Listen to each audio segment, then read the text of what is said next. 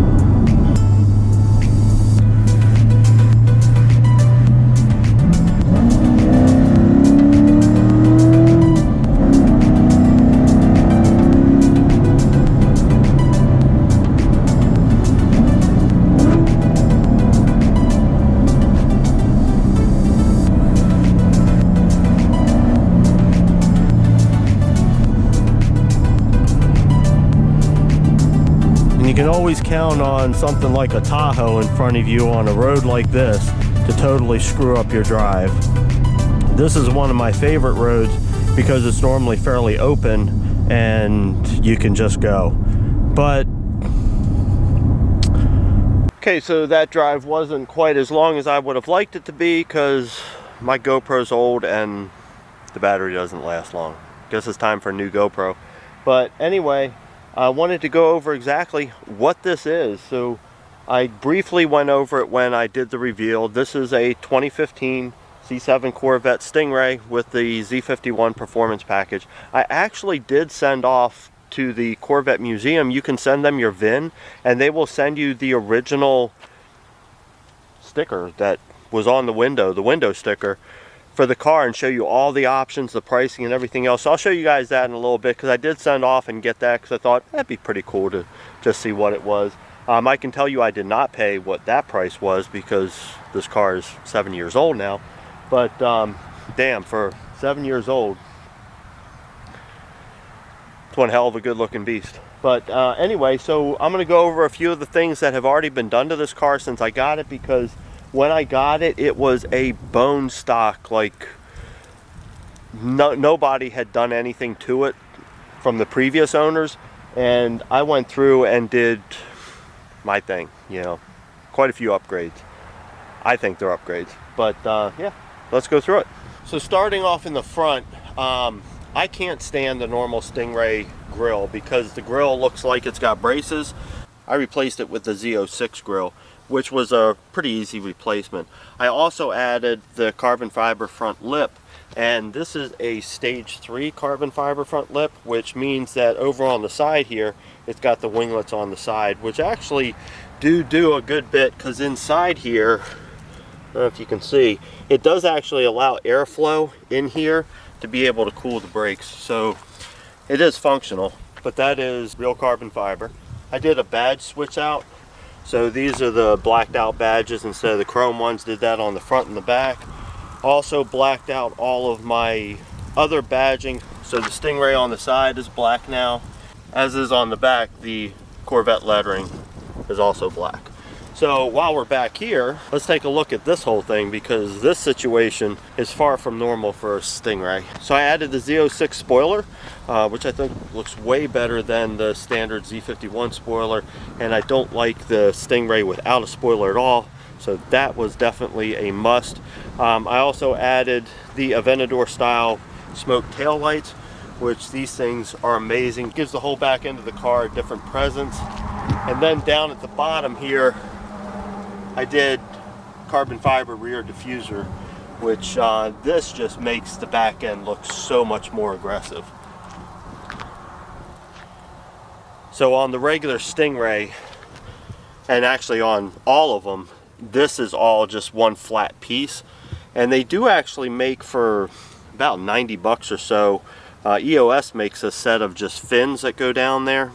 And it looks better, but this looks way more aggressive. So carbon fiber rear diffuser, and that pretty much completed the back end of it. Then I did the rock guards here. I did smoked out LED marker lights on the front and back, which you can see up here as well. Those are smoked out and LED, which is pretty cool. Also added the rock guards here. Thinking about doing the little fender liner here that pops out like what's on the Grand Sport and the Z06s, but we'll see. And then down here on the bottom, just kind of completing the lower arrow, is carbon fiber side skirts. And then I added a carbon fiber Z06 style rear scoop too. This is actually not a functional scoop, and I'm on the fence as to whether or not I want to get a functional scoop, because they do make it, and it would actually be painted the body color, but it would actually make it so that air goes in here and helps cool the brakes. But I don't know, I kind of like the carbon fiber look.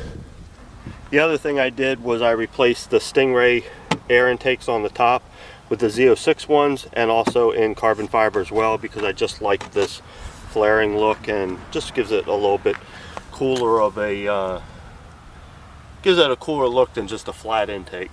So we went with that. And of course, this car didn't come with any tint on the windows, so I had to tint the windows, and it's tinted all around. So that's pretty much everything that's been done to the outside. All of that, look, with the Genesis, most of the stuff that's on that is like carbon fiber look. Quite honestly, the parts that go on the Genesis are not that expensive overall.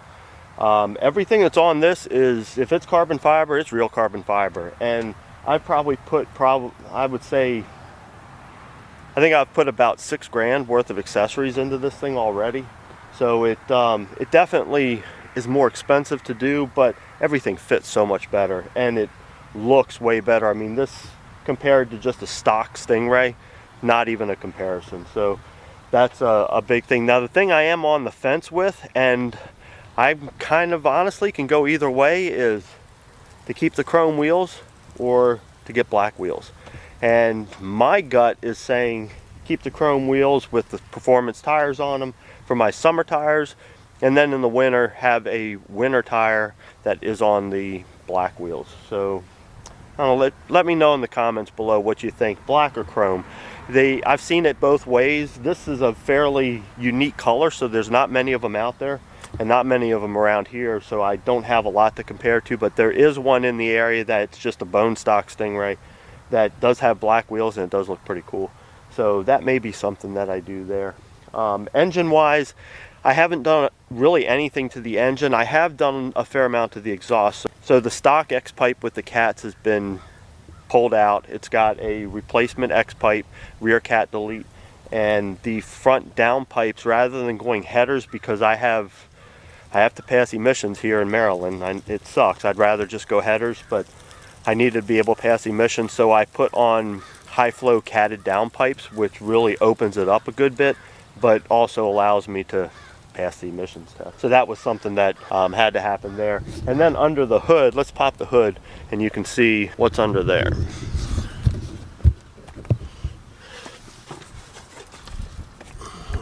Click that.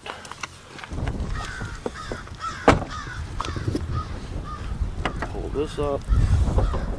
So there it is, the LT1 engine. Now the only thing that I've done here is these were all faded, so I actually repainted them. These are painted the same color as the car, and I redid the lettering on it. That's pretty much it for there. Over on this side, the fuse box, I painted the same color as the car and just added a Stingray badge because I thought that'd look cool. And again, you get a little bit of the coloring here with the metallic flake that matches the car, which is pretty cool. But did that on both sides. And then in here, I haven't gone with the full-blown cold air intake because honestly, I'm not sure I'm going to get the performance out of it, and they cost like almost $1,000. But I did replace this with a K&N filter. My feeling with the cold air intake is the big thing that I need is the actual filter, a filter that breathes better. So that's why I just swapped it out for a good K&N filter. So I'm getting the good airflow, and I didn't see the point other than an engine dress up, which how often is the hood up other than at some shows here and there. I didn't see the need to spend $1,000 just to have a carbon fiber tube that really would have pretty much zero performance gain. But that's pretty much all that's been done there. Inside is absolutely the way it came. Close this bad boy here. Push down over here. I added the black stinger stripe. That wasn't there before, so it's got the black center stripe there. But inside here, the only thing that's been added is really the phone holder, and I put the little Z51 badge here. This is actually a 2016 steering wheel. Mine, when I got it, was a round steering wheel, and I like this flat bottom, so I did change out the steering wheel. But other than that, it is just the way it came in here. And it really didn't need anything else done in here because this is the 3LT trim level, which gives you everything. I mean, it's leather all around and really high quality Alcantara on the roof and everything. So it's a top trim level. So it really was kind of pointless. And I can't see anything else I'd want to do here. Maybe doing a carbon fiber dash, but I'm not sure that's really worth it to do. I mean, it would look neat, but those carbon fiber dashes are pretty expensive, so maybe later. But yeah, that's the rundown on the car. Let me grab that sticker and you guys can see what this thing actually sold for brand new and all the features. You can pause the clip and actually look at the features of it, but it's pretty neat to see the original sticker for it. So give me one sec. So this is pretty cool. So again, you send off to the Corvette Museum, input your VIN, and they send you this. So this is the actual window sticker for this car. So you can see standard vehicle price over here, $59,000, and then the 3LT Prefer Equipment package here with all kinds of stuff. I mean, it's a lot of stuff. And then total vehicle price new was $74,230. I mean, that's pretty cool that you can get that. I don't know of really anywhere else that you can do that. I'm sure there are, but I thought that was pretty cool that that's something you can get. But anyway, so that's the rundown on the Corvette, and let me know what else you want to see with this thing. I mean, I'm not really going to do a whole lot with the engine. I want to keep it reliable, but you know, if you want me to record at car shows, because I have gone to a lot of car shows with this thing, it gets a lot of attention, especially even with Corvette car shows, it gets a lot because it doesn't look like every other Stingray out there. But let me know what else you want to see. There's going to be more coming on the Genesis. I've got probably a POV drive, and then the full reveal on the version 2 build coming here real soon. And then we'll do some off-roading with the Jeep here and there. Coming up on winter, so hopefully we'll get some bad weather and we can take that thing out. But yeah, that's about it.